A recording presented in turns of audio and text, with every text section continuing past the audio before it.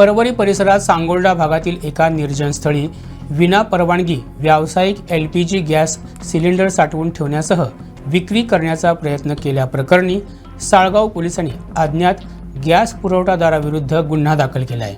नागरी पुरवठा खात्याच्या बारदेश विभागानं 16 मार्च रोजी 38 व्यावसायिक गॅस सिलेंडर जप्त केले आहेत।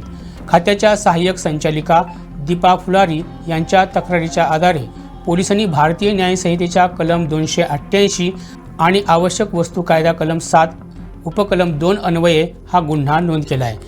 सोमवार 16 मार्च रोजी सायंकाळी 5:30 ते रात्री 8:50 कालावधीत नागरी पुरवठा खात्याच्या सहाय्यक संचालिका दीपा फुलारी यांच्या नेतृत्वाखालील बारदेश विभागानं ही कारवाई केली होती। या छाप्यावेळी एकूण 38 व्यावसायिक गॅस सिलेंडर जप्त करण्यात आले होते। यामध्ये 18 सील तर 20 सील न केलेले होते। तसंच GA01Z1545 क्रमांकाची गॅसवाहू रिक्षा टेम्पो जप्त करून पोलिसांच्या स्वाधीन केली होती।